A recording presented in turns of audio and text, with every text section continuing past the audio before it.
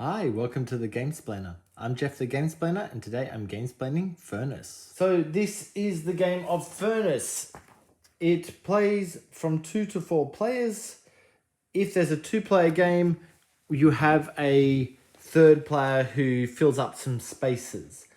This realistically is an auction game. So the main thing to remember is that at the end of the game, whoever has the most money is the winner.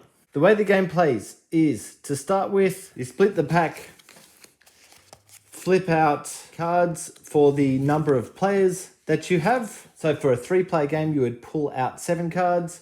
A 2-player game is only 6, and a 4-player game is 8 cards. Then, in turn order, so let's say that orange is our first player. Orange will select one of the 4 tokens to play onto one of the cards. What does the token mean? The token is how much the player is bidding. You don't actually have to spend any money to gain cards, but you are bidding against other people. So if this player put a 3 on that spot, it means that no one else can put a 3 there, but white could definitely put a 4 there. White now has that card. There is nothing to stop yellow from putting another number on there, but remembering you can't put 2 of the same valued token on there, even if you're losing. So yellow would not be able to put a 3 onto that space. And we continue around till everyone's put out their bids on various cards. I'll just put these on random cards at the moment. Okay, so all of the bids have now been placed out. So you're placing 1 token in turn order around the table until all of your tokens are gone. Then going through in order, so I'm counting these 1, 2, 3, 4, 5, 6, and 7. Going through in order, you give the card to the player who has bid the most. So in this case, the only person who bid here was the orange player, so he gains a card into his factory. Here, this one's going to the yellow player because he's got 4 in it, but the white player is able to turn one of these metal into an oil. If he had 2 metal, he would be able to do that twice because he used the number 2 on it.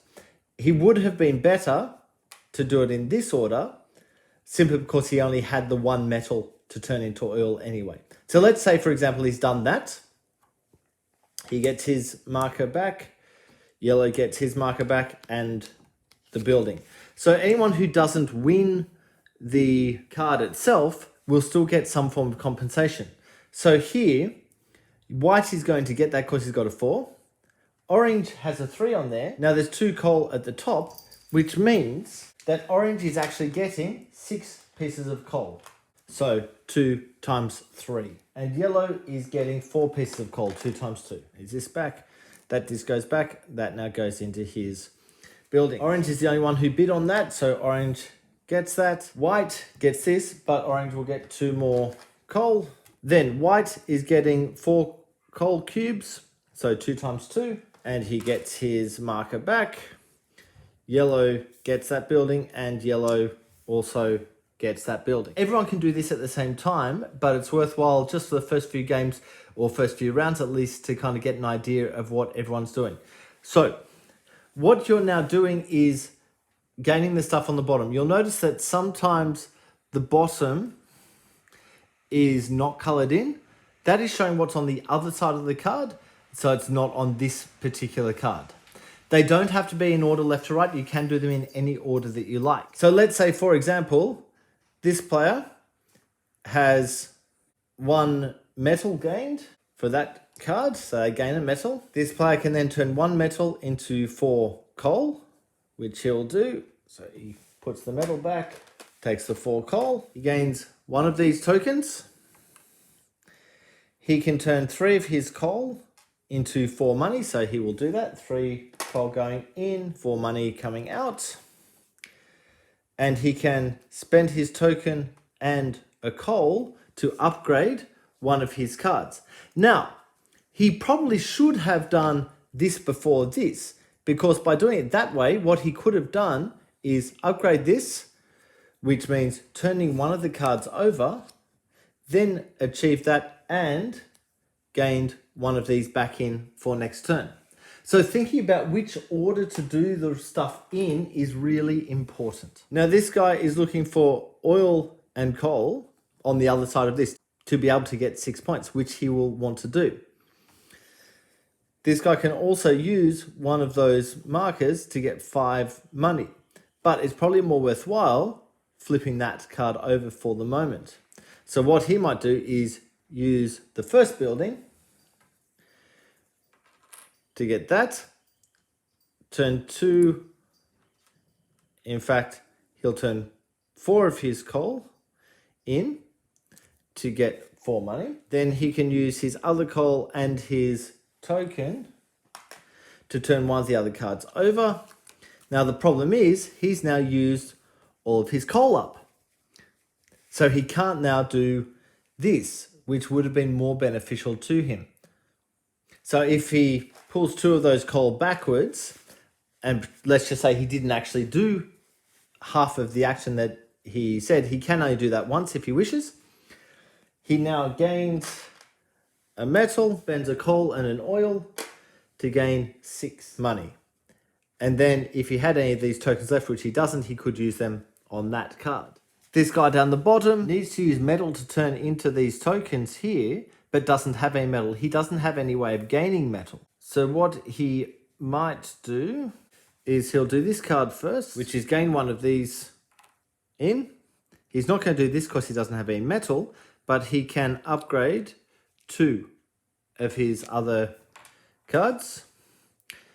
And he will upgrade that one and that one. He then gets to use metal, which he doesn't have, so he can't use that one. He gains 2 more coal for that card, and he gains 2 more coal for that card. And that's pretty much 1 round done. So the selection of which cards you take from that lineup is actually really important. Being able to get tokens in to be able to take those cards is also really important, because you may end up in a position where you can't actually use some of the factories like this one, simply because you don't have the product to go in it. The game lasts for 4 rounds. At the end of the 4 rounds, whoever has the most money is the winner. The only other thing that I haven't dealt with are these cards. So at the beginning of the game, you get dealt one of these cards and one of these cards. They have different backs. So these tell you what you're able to do. So you should kind of your starting factory. All of the starting factories are similar, but not the same. So you notice this one needs a coal and a metal to turn to 4 money. This one's looking for 2 coal to turn to 2 money. This one's looking for 3 coal to turn to 4 money. So each of them will have something slightly different on that. Also, the starting stuff that you receive is what's written on the top. And then this card actually changes a few things. So this one allows you, when you're getting compensation, to gain 1 higher than your disc. So I believe he received 2 coal for having this on. I may be wrong on which compensation he actually had that on, but he would actually gain 4 coal, so as if he had a 2 on that spot. And that happens all the way through. So if this one's getting compensation, it's as if he had 4 of the markers on there. This one allows you to place your discs without following the 2 placement rules, which means that he could place a number 4 on the same location as someone else's number 4. The only problem is if there is a tie, you do not win that. So if he had a 4 on the same place as someone else's number 4, he would get 4 of the elements that are up in the top of that card. And this one is once per production phase. So the production phase is when you're going through all of the cards. You can spend 2 coal to resolve one of your cards again.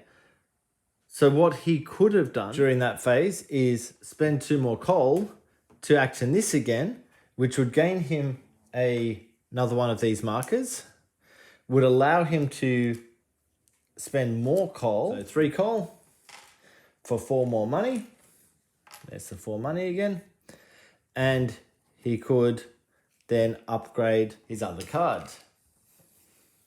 for a token and a coal. There are a couple of other cards in the box, but those are the ones that are out. So that should give you a feel for kind of what is available to you. They come at random, they're not chosen, they're randomly drawn for each of the starter decks. So every game should be a little bit different, but it gives you an angle to work on for the entire game. I think that is everything that goes into Furnace. If you have any comments or suggestions, please write them below. If you have any games that you would like to be Gamesplaned, please shoot me an email to thegamesplainer@gmail.com. Follow me on Instagram and Twitter @thegamesplainer to keep up to date with the games I'm playing. Subscribe to my videos to keep up to date with the games that I'm gamesplaining. And until next time, enjoy gaming.